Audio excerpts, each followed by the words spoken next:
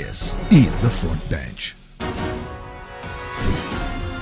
Top of it, guide you as well.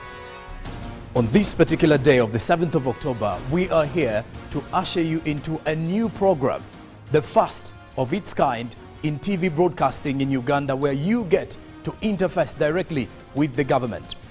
Now let's get right onto the money. This week, the country is going to be celebrating 62 years of independence. That is equivalent 6.2 decades since we got self-rule from the British colonial government.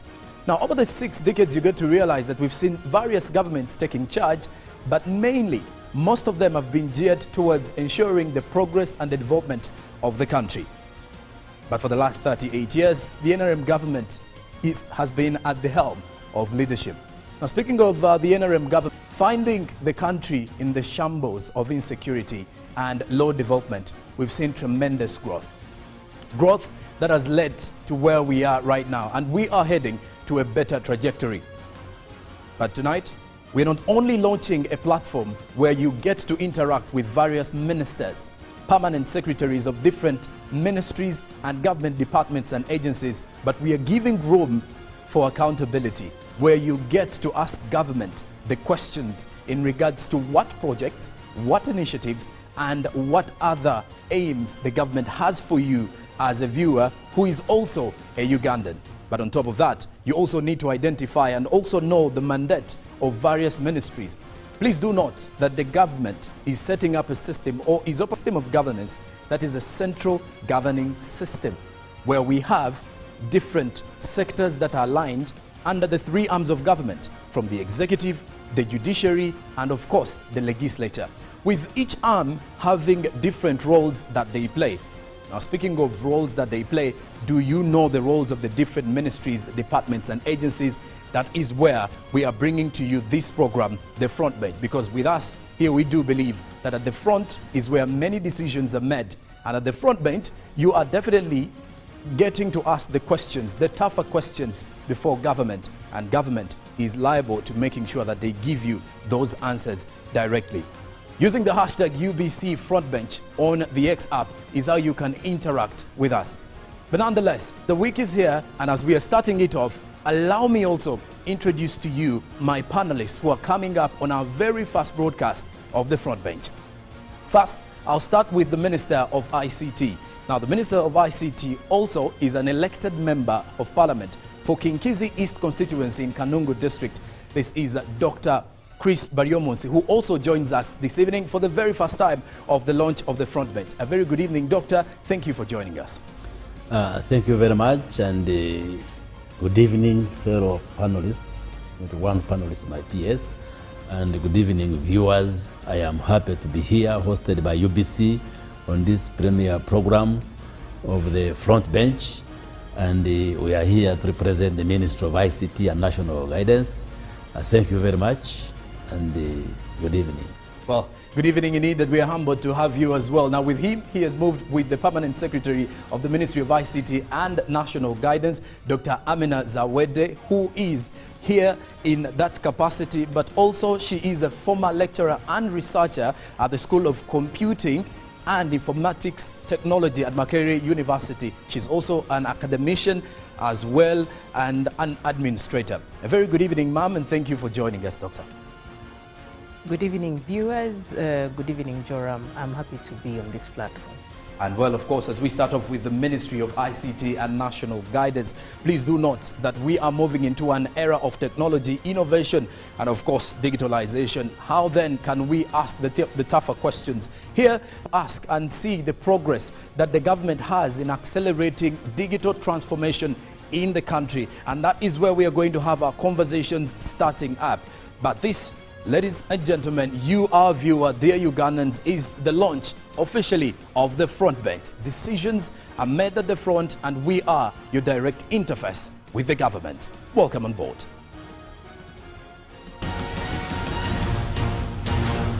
This is the Front Bench.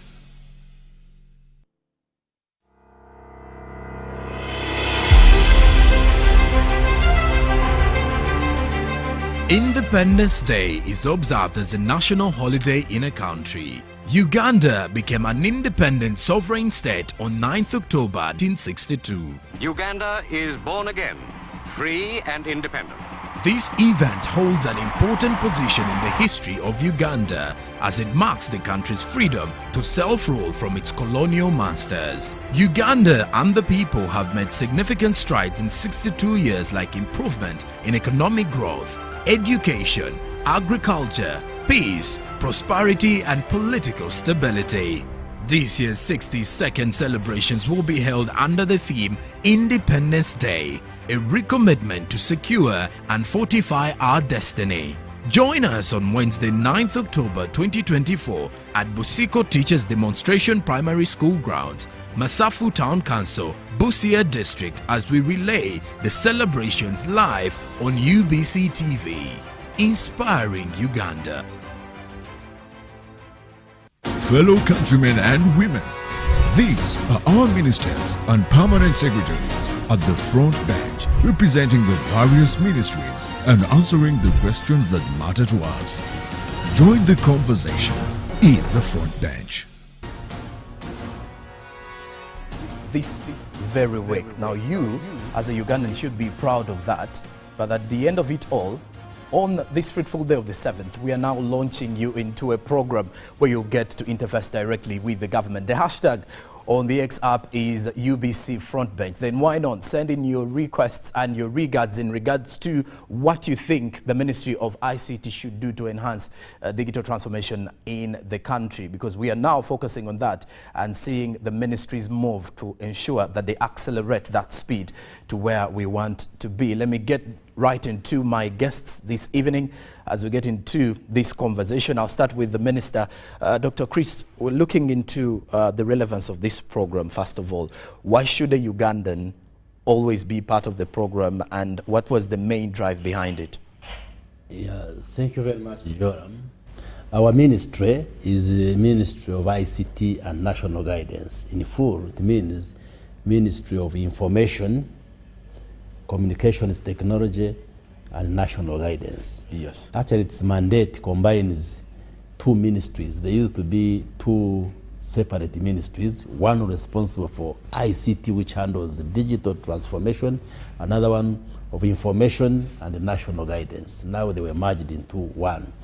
Now, being a ministry for information and national guidance makes us handle the spokesmanship of government. We speak for the government of Uganda as a ministry. Now, the reason why we've come up with this program of the front bench is that the government does a lot of work in our ministries, and we have various ministries: ICT, national guidance, energy and mineral development, education, health, and yes, we have spokespersons in these ministries. But you get a sense in the public out there that we don't have adequate platforms where we explain what we do in our various ministries. True. And so the public gets to know what exactly we do. So this program is intended to bring various ministers and their permanent secretaries and the agencies so that we interact with the public by way of explaining what we do, and the public also makes comments or raises questions, we clarify, so that when we sit in our ministries, when we budget and plan and do all these activities, we should be able to communicate to Ugandans as a way of accounting to Ugandans. So it's a platform for accountability. Like we are going to be discussing, what does the Ministry of ICT and National Guidance do on behalf of the Ugandans who are entrusted us with this responsibility? So it's a platform that will enable us who run the government in the various ministries and agencies to account to Ugandans by way of going into details what we do, what we do on a daily basis. Okay. And I want to thank UBC for hosting us this evening. And the pleasure is ours. And Honorable, before I rush to the Permanent Secretary, I need to also understand, or my viewer would wish to understand, the mandate. Why it is in like I have said, we handle issues of speaking for government, relaying the information on behalf of government to the public. That's why you have seen us, for instance, every cabinet sitting, we come as the Minister of ICT and National Guidance to communicate to the public some of the issues that have been considered by cabinet. So we speak for government. And we are also in charge of national guidance. National guidance basically refers to rallying Ugandans to appreciate that this is our country. There are values, there are interests which bind us together as Ugandans. Even when there are areas which make us different, say our tribes and ethnic background, our political party affiliation, our religious affiliation and our faith, our gender. The PS is a woman, I am a man. Our age, some people are young, others are old. So there is that inclusion. Yes, but we must appreciate that all of us are Ugandans. So we must have patriotism. So national guidance is to mobilize Ugandans, all of us, to appreciate that as Ugandans, we should be proud of our country, we should love our country, we should work for our country, and therefore we handle that portfolio of giving information, but also guiding the nation in terms of mobilizing ourselves around the spirit of patriotism. Then the other aspect of the ministry is the communications technology, the ICT, which basically gives us a mandate to drive the digital transformation agenda. Because as we all realize, it's now technology that is driving socio-economic transformation of societies in the world. And as a country, we do not want to be left behind. So our ministry is in the charge of ensuring that we facilitate government, private, the whole country to go digital, to be part of this digital revolution. Okay. And under our ministry, we have various agencies, like on communication, we have this UBC, we have we're in charge of the radios, the other televisions, in ICT, we have NITAU, we have UCC that regulates communication, the postal services, we have UTL, our telecom company. So there are all these agencies that fall under our ministry to facilitate this mandate. Okay. So we have a huge mandate, but we are here on behalf of Ugandans to serve Ugandans. And we're happy to have you. Let me get to the Permanent Secretary. Dr. Aminah, when you look at the digital transformation agenda of the ministry and the government, how does it align with the Vision 2040 and, of course, the National Development Plan 3? Well, the digital transformation roadmap that was launched last year in August 2024 by the Vice President is aligned to our digital vision of ensuring that a digitally enabled country to make our citizens better citizens. So the roadmap is not another vision in itself, but it is drawing, like a roadmap is, it is walking us, giving us walking us the journey to realize Vision 2040, but in steps, because it's a 5-year roadmap. So it is spelling out what we need to emphasize for us to be able to attain the digital vision 2040. But also it is aligned to the National Development Plan 3 that we are now transitioning to National Development. So in the Digital Uganda Vision 2040, we want to be able to ensure that we have digital infrastructure. Now that is what the roadmap is emphasizing, that we need to have connectivity across the country, connectivity to all underserved areas. But as we measure our 5-year journey, it will, the 5-year journey of the roadmap will get us to somewhere, and then we shall do another 5-year roadmap until we get to 2040 in ensuring that we have sufficient infrastructure for the country. The other emphasis of the roadmap is cybersecurity, data protection and privacy, because these are things that are now pertinent to us. As we take services online, we have to ensure that we are operating in a secure environment. People are sensitized and are aware. As the Minister has said, our mandate includes national guidance, guiding the nations and citizens. So creating awareness is key, taking services online, doing digital skilling, as well as taking care of the innovation space. Innovation and entrepreneurship is key. So that is where the alignment is. The roadmap is a journey, The vision is set, but how we walk that journey is what the roadmap is spelling us. So it's very important. Yeah. And I'll get back to Honorable Chris Baryomunsi. When you look at the 90% broadband coverage that we are aiming at achieving, if you can elaborate to the viewer this evening on the efforts that the ministry is doing to ensure that that is a success. Maybe before just to comment on the issue of the vision. Okay. You know, vision is something out there, the horizon, where we would want to reach. And our vision 2040, our national vision 2040, speaks of Uganda transforming from a peasant country, from peasantry to a well-developed, high quality of life future for Uganda. And the Ministry of ICT and National Guidance and its mandate, our core to achievement of this vision, because like we have said, it is now technology, it is ICT that is facilitating rapid transformation. And therefore our roadmap, as the PS has explained, is very central to the attainment of this vision. And when you see how we have aligned the pillars, the kind of interventions and programs we have put in place, we may actually even reach that vision before the 2040 if we embrace technology. Now, coming to your question of ensuring that we have connectivity, broadband connectivity up to 90%, we have a national broadband policy of 2018, which we put in place as a ministry, that guides on how we are going to expand. For instance, the companies, the partners, the service providers who come to provide ICT-related services in Uganda are commanded by policy to cover up to 90% within 5 years. Okay. For instance, if you come and get a license, a telecom license, being telecommunications, then we condition you for up to 90% if you have a national license for the whole country to cover 90% within 5 years. Or if you have a regional license to cover up to 90% of that region within 5 years.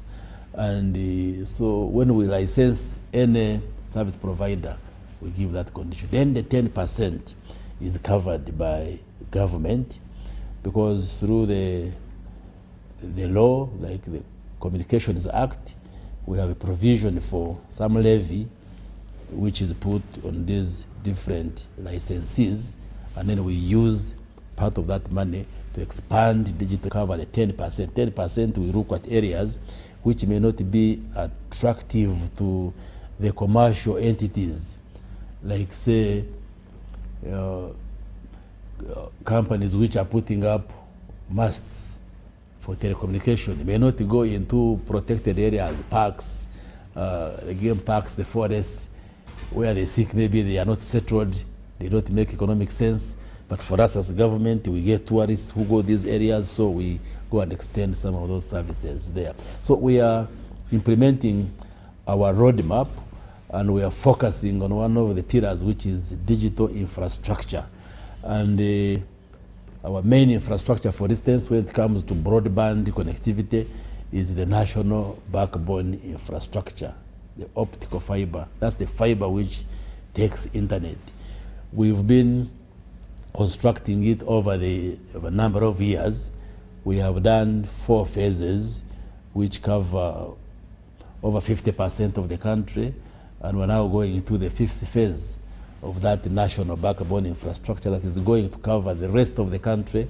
And we also do last mile connections, which means we connect government district offices, sub-county offices, health facilities, educational and other installations. So in the coming 2-3 years, we should be able to see the country covered in terms of broadband connectivity. But we continue to license even private actors so that they provide these services. So we are on the right path, and we are making progress in terms of achieving those targets. And this is exactly where I want to bring in the permanent secretary, because I need to know, we need to also have a picture of the policies that have ensured that the digital transformation program is up and running, and how you've validated most of these these policies, and if at all there has been some shortfalls within, and how you're addressing them. Okay, thank you very much. One of the policies the minister has alluded to is the broadband policy of ensuring that we have infrastructure sharing. This means that if government has gone and set up the backbone in an area where it has been the first to go, if the private sector comes, MTN or Airtel, they shouldn't also build their, independent, infrastructure. They should be leveraging and sharing on that, so that we move faster in terms of rolling out this infrastructure. The other policy we have recently, Cabinet approved our business process outsourcing policy, and that policy is aimed at ensuring that we create a favorable environment for us to create employment opportunities for our young people. Remember, one of the pillars of a roadmap is innovation and entrepreneurship. And then we have policies and laws, not only policies, but also laws, Electronic Transaction Act, E-Signatures Act, Computer Misuse Act, and so many that help us to operate in this field and also be able to attract investors, because if you're attracting investment in your country or economy into any area, energy, agriculture, ICT, you need to have regulation standards that other people can also relate with, compared to where they are coming from, or even be comfortable to come and invest in our country. Because when you look at ICT, for us to transform, it is largely private sector led, because of the kind of investment that goes into ICT. Of course, as a country, we put in place, if we are tackling the rollout of the infrastructure, the backbone, then somebody else is just coming to leverage on that. The cost of operation and doing business becomes easy. So to answer your question, those policies, but also to measure the performance of how well we are doing, we have a national development plan that has set out targets for us to achieve. Even as we're crafting the roadmap, the minister has alluded to the fact that, we have initiatives and programs that we set out to ensure that we realize and achieve what that roadmap is supposed to get. So on an annual basis, we measure in terms of performance, what have we done? In terms of programs, what have we implemented? For example, we are digitizing the parish development parish development program. The Ministry of ICT was mandated to develop the parish development management information system that is able to monitor, we're able to monitor who the beneficiaries of these resources are, where are they, we can trace them up to their homes. So when we have that kind of efficiency, transparency, and accountability, then we are going to get this country to a better place where we socially transform and economically transform based on data and also based on efficiency and ease of attainment of services. Well, on the 3rd of October 2024, the Uganda Bureau of Statistics did release the final results from the National Planning and Housing Census 2024. Now, I'll tell you what, 45 million Ugandans. Now, the bigger question is, as the population is growing and so are the young people, where are the jobs? Bringing me to the question right to the minister, what are in place to achieve the 30,000 direct jobs annually for the young people through ICT?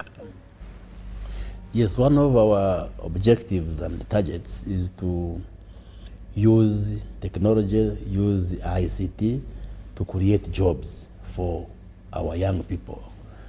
Actually, the other week, I presented the policy on business process outsourcing in the cabinet.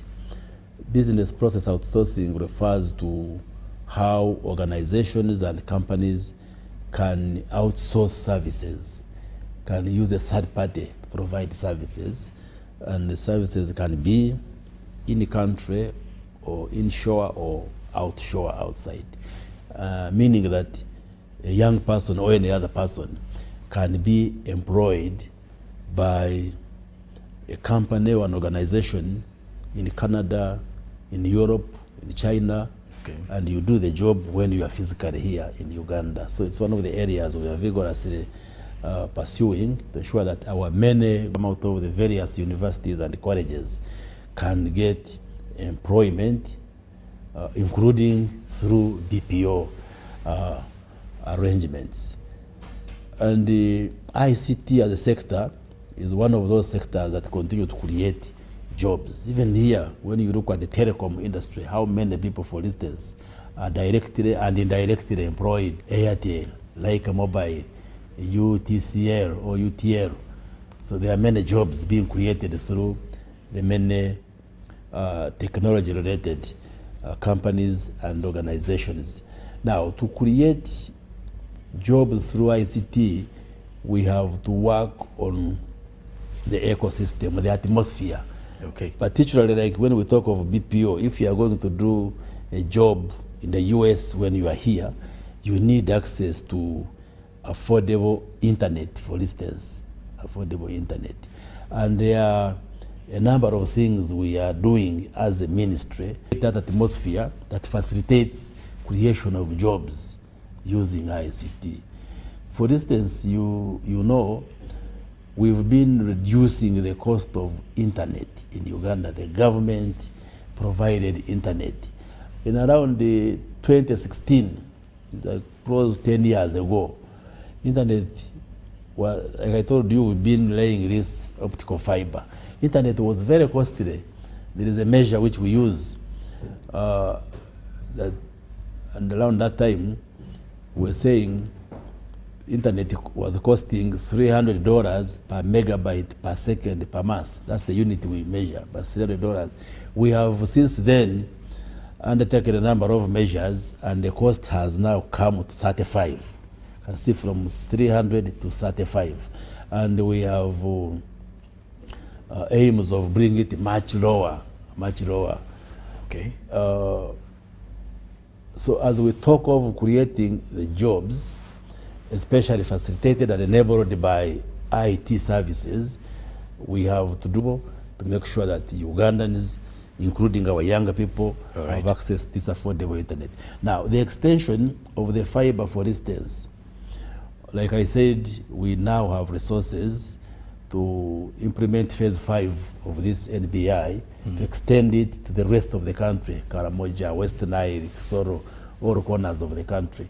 It will mean many more Ugandans are able to get hooked on the internet, are able to access digital services, and that also will drive the cost of internet down. Okay. We are examining issues of taxation to see that we remove taxation barrier so that the cost of data, the cost of internet, and all these digital services become very affordable by even the ordinary Ugandans. And also one of the hindrances has been the cost of the smart devices. If you want to do those BPO jobs, like I've said, you need a smartphone, you need a computer, you need a laptop, an iPad. And progressively, the cost has been coming down. I'm sure the first time you bought a smartphone, it was very costly.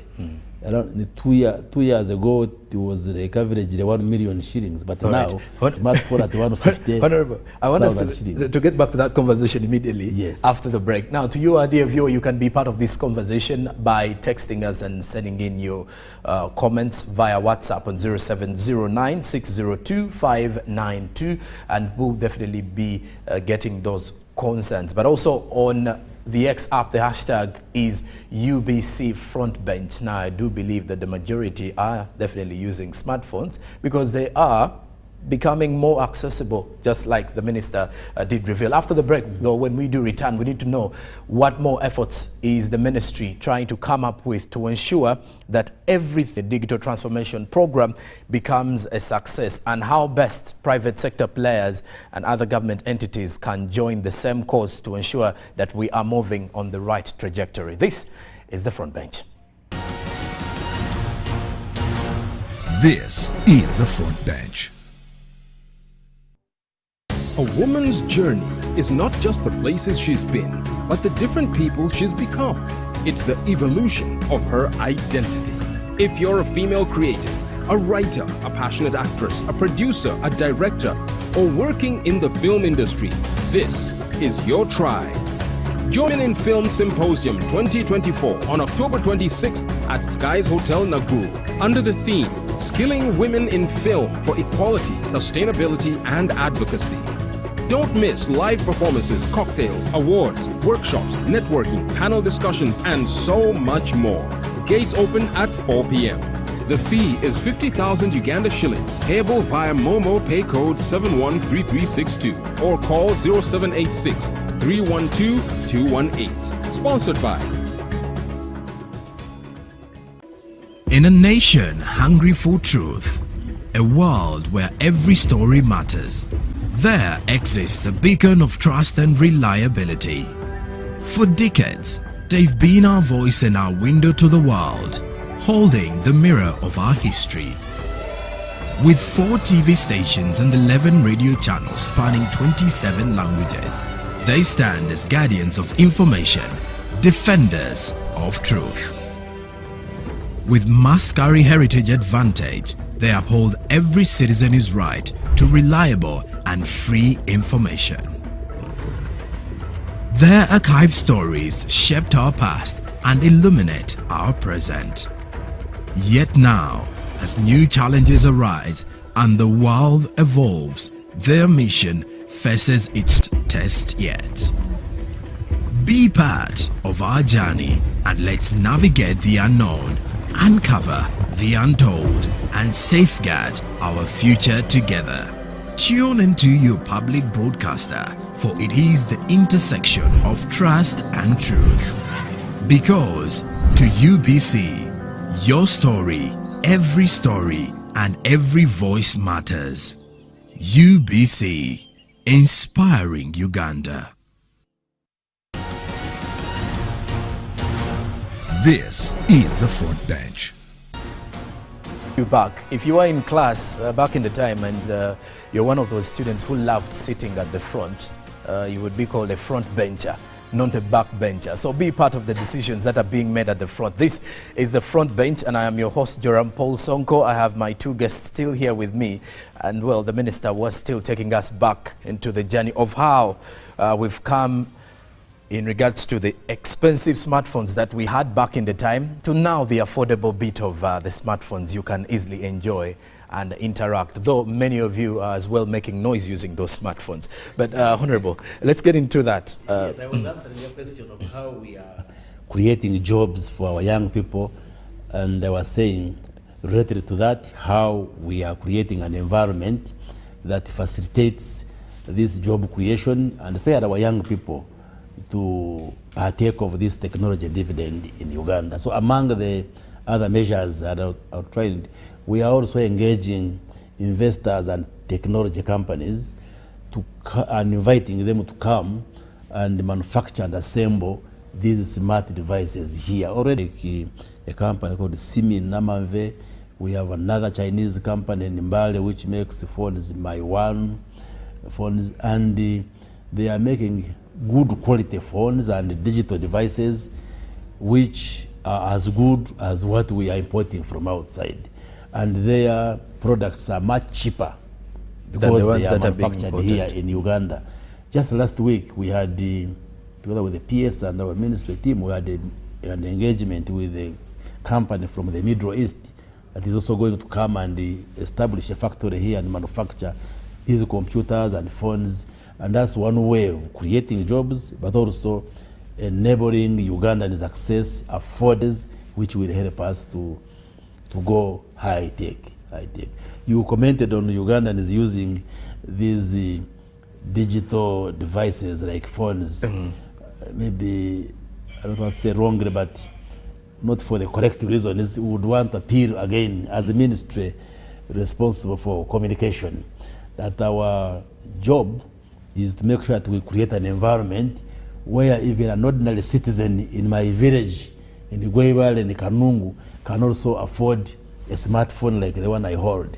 But let's use these smart gadgets for the development and the betterment of ourselves and our country. Instead of being on social media, on WhatsApp, 24 hours, and you are just writing insults and abusing each other and so forth, we have made that appeal, we continue to make the appeal that let's communicate for development and for improvement of our lives, and not to use social media and other platforms just engaging in things which are not constructive. And besides that, Honorable, let's get into the ministry.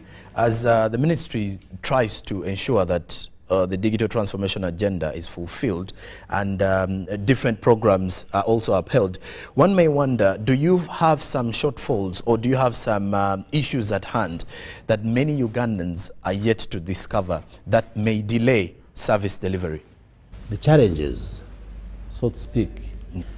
One of the challenges that we face is that, like we have said in this show, that it is technology, it is ICT that is driving the socio-economic transformation agenda of countries. If you notice, the countries which have made a big stride in terms of development, technology is very central to their work, because any discipline you talk of, if you want efficiency, if you want better outcomes, whether it's in education, whether it's agriculture, whether it is healthcare, whether it is transport and logistics, financial management, ICT has to be at the center of driving what happens. Now, for a very big task of persuading all of us Ugandans, including the government, to realize and appreciate that this must be a priority.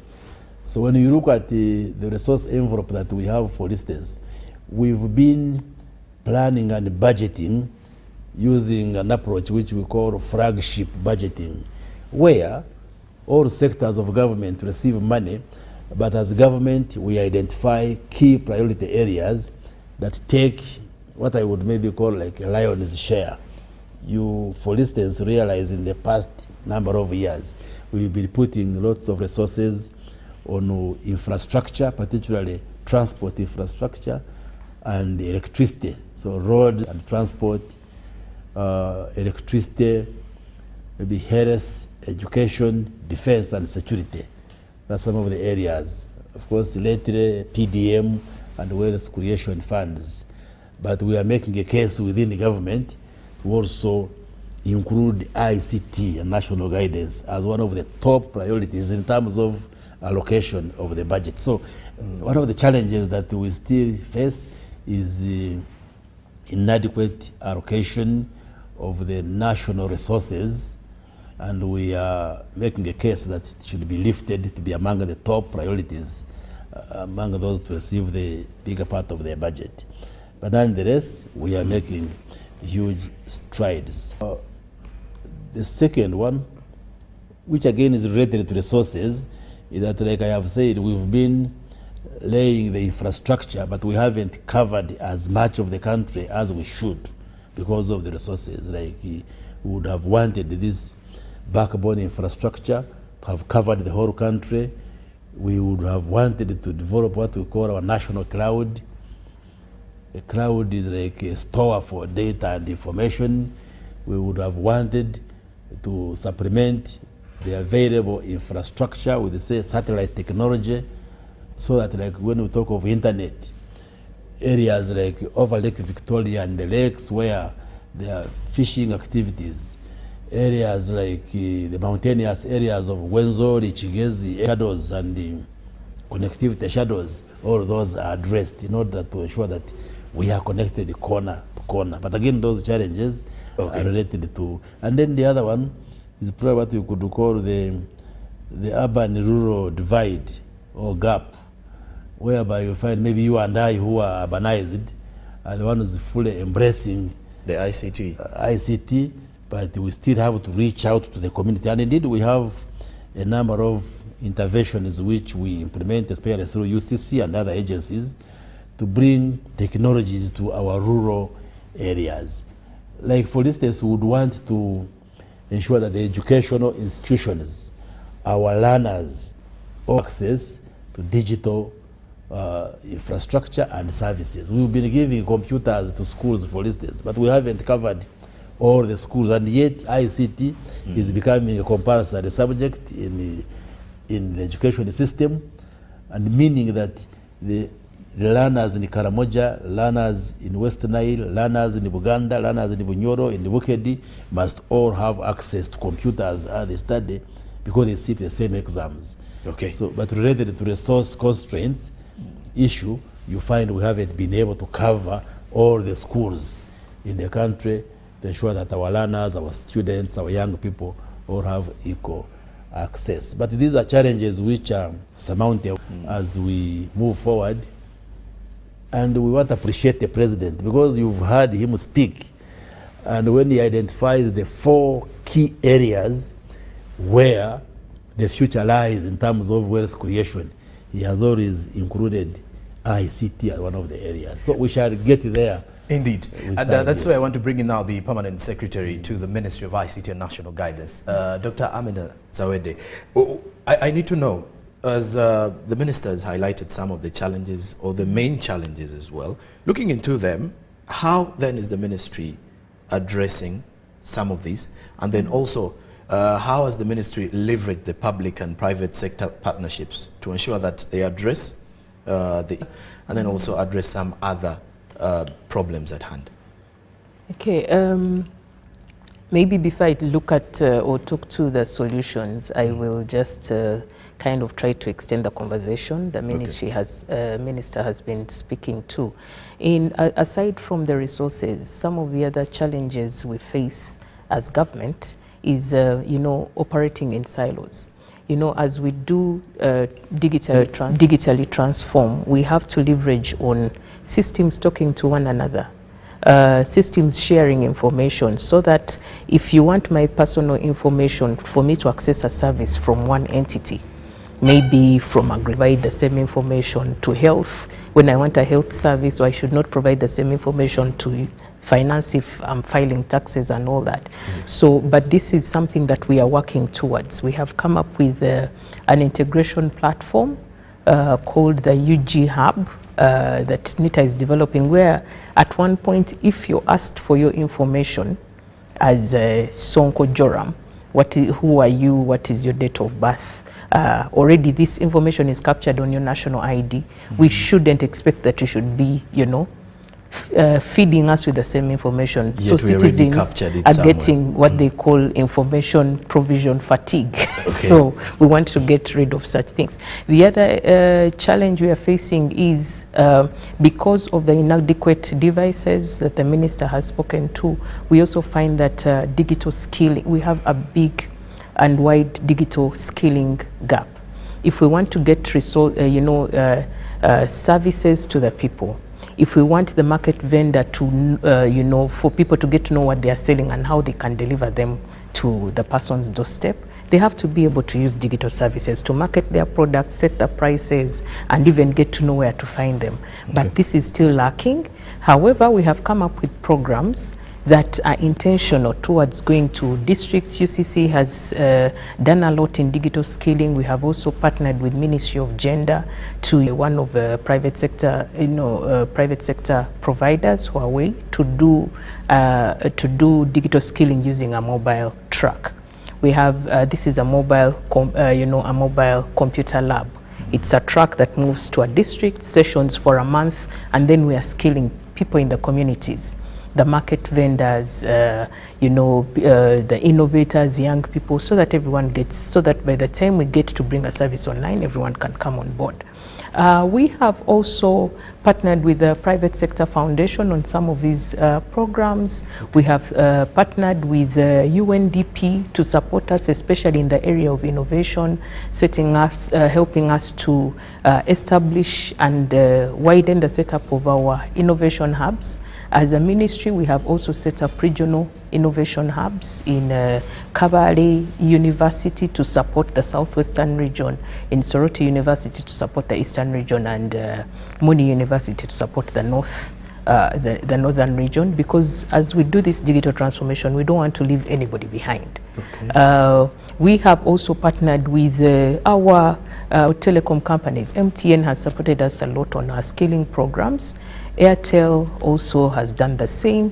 We have projects with the JICA That is the Japanese. We also have, the World Bank has also supported us on setting up infrastructure. So this conversation, even the roadmap, as we came up with the roadmap, there was a lot of stakeholder engagement and involvement. So we all own this roadmap, not as a Ministry of ICT or as government alone, but the private sector also knows what its responsibility is on this roadmap.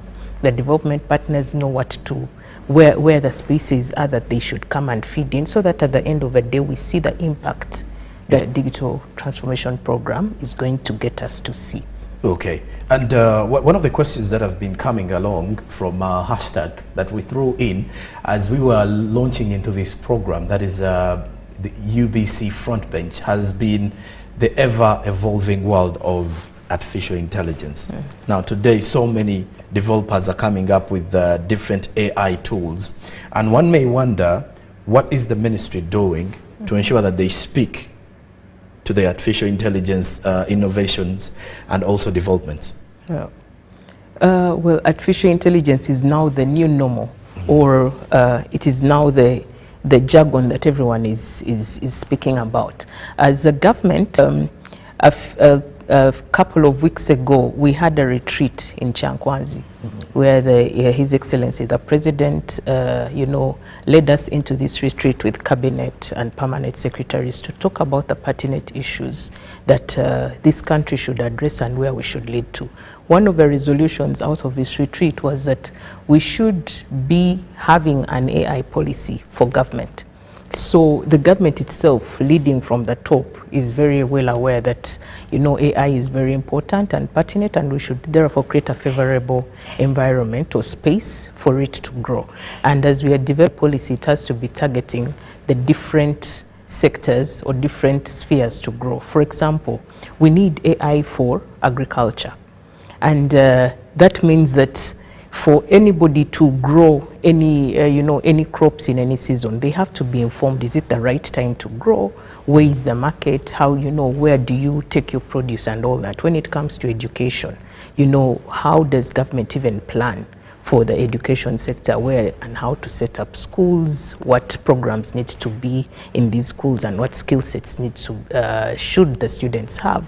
That is all surrounded and encompassed AI. When you go to health, the same thing. We need to do a lot to inform the decision making in the health sector, leveraging on AI. So as a ministry, under the leadership of our minister, we are coming up together with our agencies, UCC, Uganda Telecom, or NITA-U ministry, to come up to work with stakeholders to come up with a policy that is going to inform our adoption of artificial intelligence. So of course, there are people who are already doing this. We have seen some innovators who have even developed AI-driven applications for health to help in the even translation of languages. Uganda has 52 different languages, but if the head of state is addressing the nation, if we had an AI application that was translating in all these 52 different languages at the same time, then everybody would be able to understand and appreciate that language real time.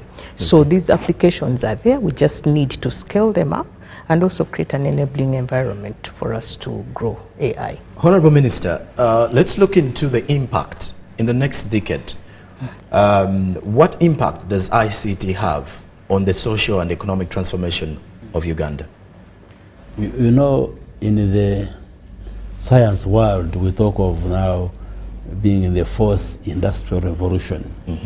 And there are many cutting-edge technologies that are coming up, like artificial intelligence, like the PS has been explaining. We've seen robotics, where now we're using robots to do work that ordinarily would be done by human beings.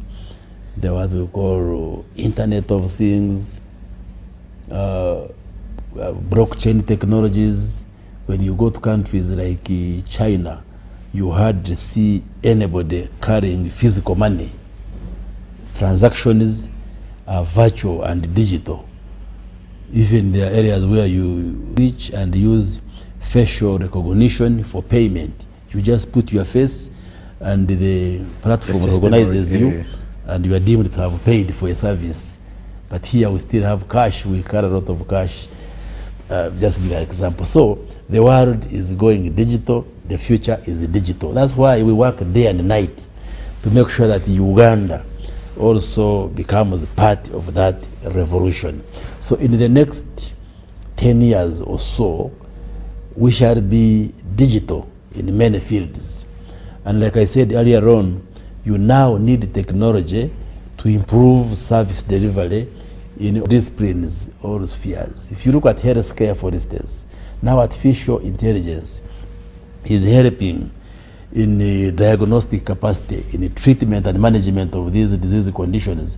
And as she said, we are now putting in place a policy to regulate and guide the use of artificial intelligence and many other technology-related services. So in the next 10 years to come, we shall have digitalized a number of services. We have a strong program of e-government, of making sure that transactions in the government are digital. That's why you no longer see lines of people queuing for driving permits, land titles, everything is done passports, because we are digitalizing all these service delivery areas. So the future is digital. It is bright. We say we are the ministry in charge of the future. And we shall definitely be transforming courtesy of this ICT. All right. And the future being digital, the future being ICT, I'll now take the parting shots of my guests this evening because our time is fast spent. I'll first off run to the Permanent Secretary to pick her parting shots. And I once will send a message to you, a Ugandan, since we are celebrating 62 years of independence this week. Okay, thank you very much, Joram, for hosting us, and to our viewers this evening. All the message I need to bring out is that Uganda, being one of the countries with the youngest population in the world, last week we had, UBOS, Uganda Bureau of Statistics, give us the results of the census report, where we have over 30 million people below the age of 30 years old, and our average age is 15 to 16 years old. These people, these 30 million, need or must embrace digital transformation for us to socially and economically develop as a country. So the Ministry of ICT is leading at the front in this agenda, and will be able to come up with all kinds of avenues, activities, or creating an environment where this can be able to thrive. And as Uganda is celebrating 62 years of youth, of growth in 2 days' time, all I need to say is that we have walked a journey of 62 years, and now we are seeing ourselves transform and transform digitally, leveraging on ICT to further take our country forward. And we shall walk with this journey with you Ugandans to see us get ourselves there. Thank you. All right. Your independence message to the viewer this evening. By the count from 1962, now Uganda is 62 years old. And at the age of 62 years, you are an old person. An old person, you are mature, you are wise, you are intelligent, and therefore Uganda continues to grow. But we also know the bigger part of this age has been managed under the NRM government. And Uganda continues to transform, because one of the key pillars of the NRM is socio-economic transformation. And Uganda continues to make progress, a lot of progress, in terms of improvement of quality of life. The assurance we want to give Ugandans is that the sector of ICT and national guidance will continue to play its role, to play a central role in driving this socio-economic transformation, so that Ugandans continue to enjoy their country. The parameters which measure the quality of life continue to improve, like they are improving, and therefore things are getting better. And therefore, let's all work together as Ugandans. Let's all celebrate the 62 years of independence. Like earlier on, we are a ministry for national guidance. Irrespective of what makes us different, all of us are Ugandans, and we should be proud that we are 62 years old as a nation, as a country, as Uganda. Thank you very much. Enjoy the independence celebrations, which shall be marked in the Busia district, but also countrywide. We shall be celebrating that day. Well, indeed, it's Independence Week here in Uganda, meaning the jovial situation should be filling you up all over. 62 years, 6 decades since we got our independence. And meaning I'm a grandchild of the independence generation. And so to say, I belong to the Gen Z. But that said, my 2 guests that I've been having this evening, one is the Minister of ICT, Dr. Baryomunsi. Thank you very much for joining us on our first launch. And with him, he moved with the Permanent Secretary of the same ministry, Dr. Aminah Zawedde. Thank you very much, Doctor. Thank you very much for hosting us this That evening. means next week on Monday, 8:30 p.m., we shall return with a new ministry as we break down for you their mandate, their roles, and also where you get the chance to interface directly and question them on what they do and what's on go. And this is UBC TV. Till next Monday. Good evening. Fellow countrymen and women, these are our ministers and permanent secretaries at the front bench, representing the various ministries and answering the questions that matter to us. Join the conversation. This is the front bench.